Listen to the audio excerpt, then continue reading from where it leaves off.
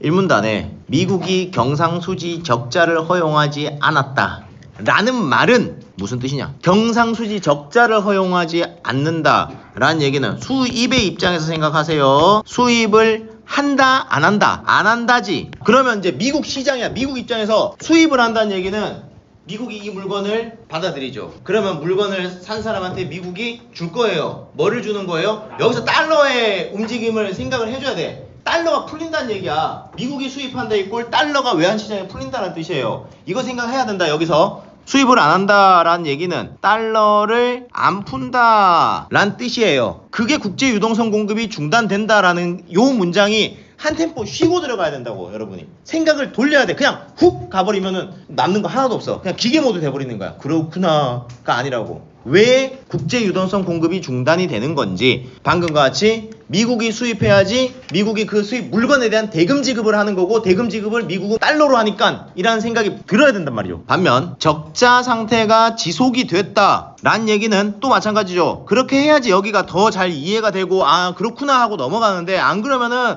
너무 지옥과 같은 글이라 깊단 말이야. 말 자체가. 적자 상태가 지속됐다라는 얘기는 물건 수입을 많이 했다는 얘기죠. 많이 했다는 얘기는 미국이 달러를 많이 풀었다는 얘기죠. 그 말이 이제 달러가 과잉 공급이 된 거야. 물건 값을 달러로 처리를 했으니까 꼭 요거 생각하고. 그러니 달러가 과잉 공급되면은 준비 자산으로서 신뢰도가 하락한다 라는 이야기가 있었어요. 그리고 난 다음에 원래는 금 본위, 그 다음 금환 본위제, 그게 브레턴 우즈가 되었다 라는 말이 있고, 브레턴 우즈 체제는 금 1온수와 35달러를 언제나 맞교환해 주어야 한다, 언제나의 점 찍는 거야. 이런 건 강조하는 느낌 가지고 가는 것도 가져가야 돼. 언제나야. 언제나. 항상이란 똑같은 뜻이야. 더 인식이 네가 더 세게 들어가야 돼. 여기서 3문단. 경상수지 적자가 누적됐다 라는 얘기는 미국 입장에서는 수입을 계속했다는 얘기지. 수입을 계속해서 달러를 계속 풀었다는 얘기야. 그러니 달러가 과잉이 공급되어 미국의 금 준비량이 급감했다 라는 여기 순간 왔다. 공급되어 무슨 일이 세계적으로 있었던 거예요? 를 그려내! 세팅을 해! 독일이야! 씨발 달러가 왜 이렇게 많지? 야 이거 금 바꾸자. 미국 입장이야.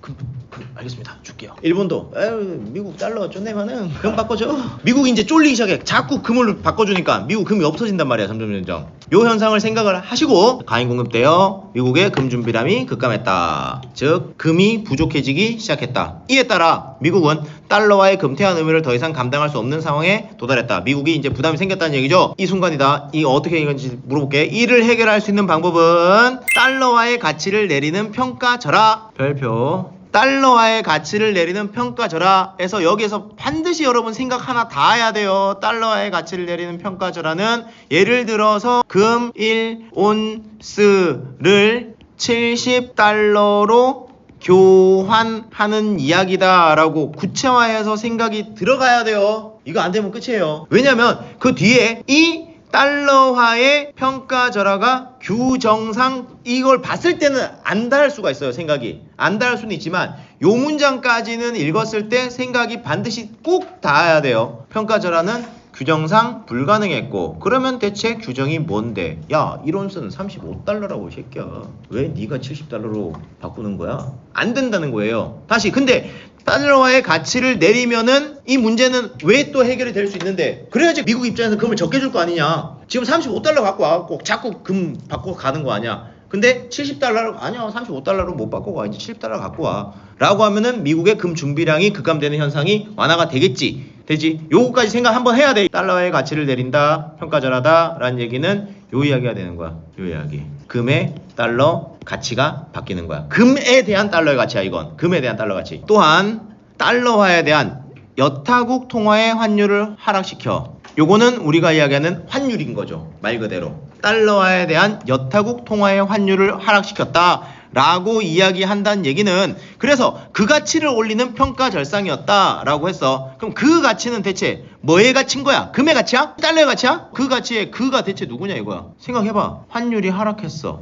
그러면 뭐의 가치가 올라가는 건데? 1달러에 얼마였어? 1000 마르크였어. 근데 환율이 하락했어. 1달러에 얼마 된 거야? 500 마르크가 된 거지. 그러면은 마르크의 가치가 올라간 거란 말이야 이거. 독일의 가치가 올라간 거라고요. 이 지문 여기에서 이그저 나오는 거 진짜 잘 생각해야 돼요. 그가 뭐라고? 여타국 통화의 가치가 올라가는 거야. 여타국 통화의 가치가 올라가. 그러면 애새끼들이 뭐 하겠니? 지네 돈을 달러로 안 바꾼단 말이야. 달러가 있으면은 여타국 통화로 바꿔버린다고. 금으로 안 바꾸고. 지네 돈의 가치가 더 높으니까. 달러가 있는데 달러를 가지고 금도 바꿀 수 있고 우리나라 돈으로도 바꿀 수 있잖아요. 근데 우리나라 돈의 가치가 더 높은 거잖아. 이 상황이 되면은. 그러면은 이 달러를 가지고 금을 안 바꾸고 우리나라 돈으로 바꿀래. 어차피 나 이거 우리나라 돈으로 바꿔놔야 되니까. 요 상황이 생기는 것이요. 그러니 미국 입장에서는 휴, 이 새끼들 금 안 바꾼다.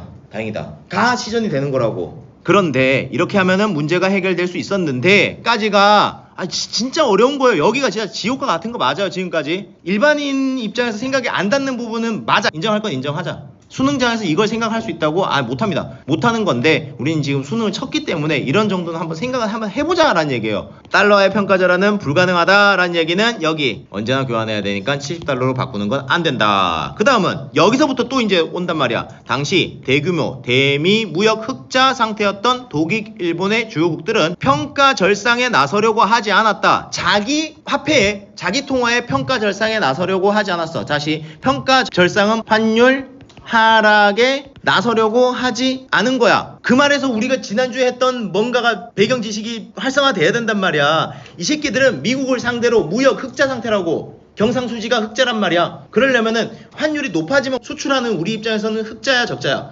흑자라니까. 그러니까 얘네들도 독일, 일본 얘네들은 지금 환율이 높은 상태인 거예요. 근데 환율이 내려가게 되면은 무역 입장에서는 뭐 하는 거야? 손해보는 거라고 이게. 우리 입장에서 환율만 고려했을 때 환율이 높아지는 게 수출이 더 많아지게 되는 거다. 더 좋은 거다라는 거. 대미무역 흑자였다는 얘기는 독일과 달러에 대한 마르크화와 엔화의 환율이 높은 상태다라는 얘기예요. 이거 생각 천천히 해봐야 돼. 높은 상태인 거예요. 그러니 평가 절상에 나서려고 하지 않았다. 자기 화폐의 평가가 절상된다는 환율이 내려가는 거라고. 환율 하락에 찬성하지 않았어. 왜? 이렇게 되면 수출국 입장에서 좋지 않기 때문이야. 거부를 하고 있는 거야. 근데 이 상황이 유지되기 어려울 것이라는 전망 또 나왔죠. 이 상황은 뭔 상황이에요? 환율 하락이죠. 거부지. 요까지. 환율 하락 거부가 유지되지 않을 것이라. 그러니 독일의 마르크화와 일본의 엔화에 대한 투기적 수요가 증가했고, 즉 환율 하락이 거부하는 게 유지되기 어려울 거야. 그 말인즉슨 언젠가 환율은 내려갈 거야. 내려간다는 얘기는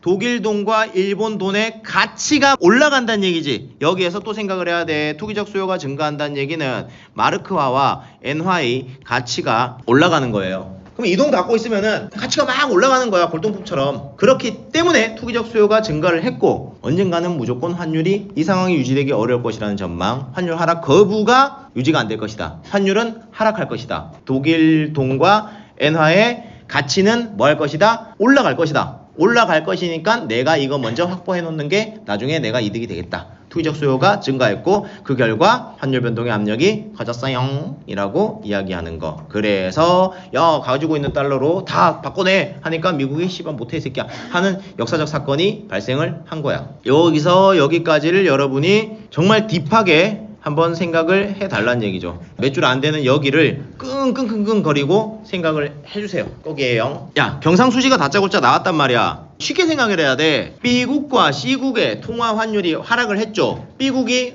50% 하락하고 C국이 30% 하락했어. 그럼 뭐가 더 많이 하락한 거야? B국이 더 많이 하락한 거지. 그러면 B국 대비 C국은 환율이 높은 거야 낮은 거야? 높은 거지. 1대 B국 1000대 C국 1000이라고 했을 때, 그러니까 뭐 이런 느낌. 얘가 환율이 어떻게 된 거예요? 1달러에 얘는 500마르크고 얘는 700엔이 된 거죠. 그러니 예전에는 1대 1이었는데 이제는 500대 700은 다시 1000대 2대 1000대 얼마예요? 1400이지. 그럼 이제 이거 왜 얘기하냐면 이거 뭐 개인차가 있어요. 내가 숫자 넣는 걸 좋아해. 그 지문을 읽다가. 왜냐면 이게 잘 와닿질 않기 때문에 추상적이면 숫자를 넣어서 검증을 해버리잖아요. 숫자 넣어서 검증하면서 이해를 본인이 해보시라고. 예전에는 1대 1로 교환을 했는데 지금은 1대 1.4로 교환을 할 수가 있구나. 마르크화 대비에 엔화가 환율이 더 높은 상황이 된 거죠. 그러면 엔화에 이게 C야 C국. C국의 경상수지 수출이 더 많이 되겠구나. 앞으로 쓰겠네. 이게 맞겠구나. 이런 생각을 해달라는 얘기예요. 그 다음에 이거 일본에서 니들 뭔 생각했어? 인간관계도 안 돼, 선후관계도 안 돼. 제일 포인트는 뭐냐면 신뢰도에 대한 이야기를 왜 해야 되지? 라는 생각을 해봐. 왜 A국 통화는 신뢰도가 있어야 했던 거였어요? 기축통화라고 신뢰도가 있는 게 아니야. 마지막 문단에 브레튼 우즈 체제가 붕괴되고 난 다음에 기축통화의 신뢰도는 중요하지가 않아. 금으로 바꿔줬기 때문에 그 달러의 가치가 고정이 돼 있어야 됐었다고. 근데 브레튼 우즈가 붕괴했다는 얘기는 뭔 거예요? 나는 그냥 이제 내 달러의 가치는 그냥 냈더라 이 새끼야. 오르든 말든 니들이 왜 신경 쓰냐? 그냥 매개만 해줄게 가 된 거라고. 신뢰도가 중요하지가 않아. 이건 매개자의 역할이기 때문에. 근데 여기는 브레튼 우즈 체제가 붕괴가 됐단 말이야. 다시요. 1문단에 뭐라고 분명히 나와 있어요? 브레튼 우즈의 딜레마는 뭐지? 유동성 확보와 신뢰도 간의 문제가 트리핀 딜레마지. 트리핀 딜레마는 브레튼 우즈 체제 때 생긴 거지. 근데 브레튼 우즈 체제가 붕괴가 됐어. 그러면 트리핀 딜레마가 없는 거라고. 그런데 여기는 브레튼 체제가 붕괴된 이후의 이야기야. 거기서 왜 트리핀 딜레마 이야기를 하냐라는 거지. 여기까지도 생각을 해줘야 돼. 물론 순서도 안 맞고 인과도 안 맞아. 안 맞는데 이 이야기 왜 하지? 라고 보는 줄 알아야 된다고. 신뢰도 이야기를 할 이유가 없단 말이야 이건.